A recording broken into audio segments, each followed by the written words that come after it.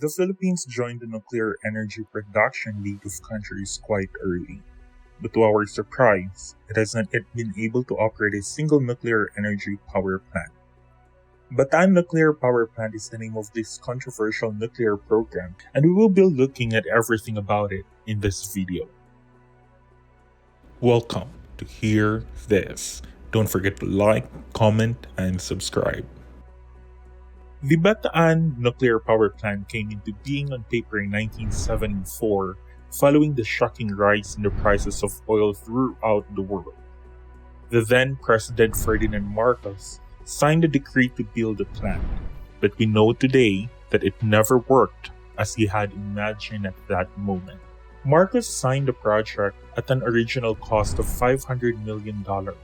Interesting fact, the Philippines was among the very first countries that built nuclear power plants for producing cheap electricity.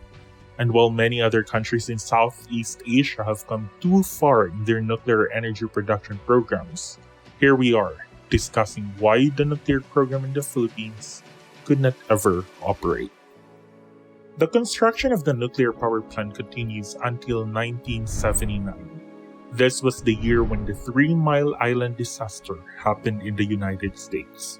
A nuclear reactor got overheated and faced a partial meltdown. There was a wave of uncertainty among the countries working on nuclear energy plants. The nuclear power plant regulations became strict following this incident, and so the Philippines Department of Science and Technology resumed the plan with redesigns. It is important to note here that the cost of the nuclear power plant had then risen to $1.8 billion from the original $500 million. Fast forward, and it's 1986. The same year, Chernobyl happened. A crucial set of events are going to happen for the Bataan Nuclear Power Plant.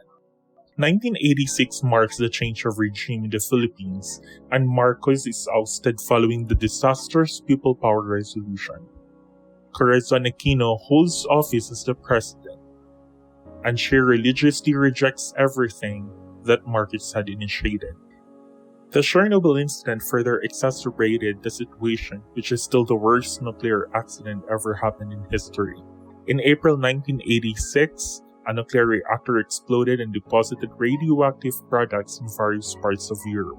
The accident was a result of a problematic reactor design and inadequately trained personnel. The safety concerns rose in the Bataan nuclear plant. Its completion and operation had to face further difficulties. Some sources say that this incident was conveniently used by the political parties as a cover to put the Bataan nuclear power plant in the preservation mode and bury Marcos' project. All the presidents who came after her kept on with the plan of not letting this expensive power plant operate. The most prominent concern was safety, but some sources suggest political gains and the lack of people's support were major factors against using nuclear means as an energy production method. Whatever the reason might be, the plant was no longer functional. In 1988, it saw its complete shutdown.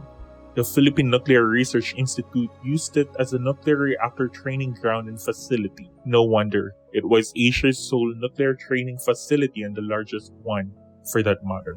The country went through an extreme economic crisis during these years, and the other countries were conveniently setting up and using nuclear power to fuel their industry and meet their energy needs. Power outages, pollution due to the use of fossil fuels in the industry, high-priced coal, and slow development due to all these factors took the economy by the storm.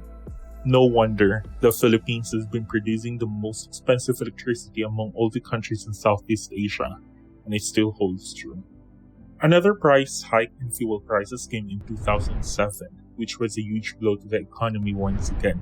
Authorities reconsidered the opening of the Bataan Nuclear Power Plant to reduce the cost of energy production. It carried on till 2011, which marks an undeclared moratorium on all nuclear plants in the Philippines.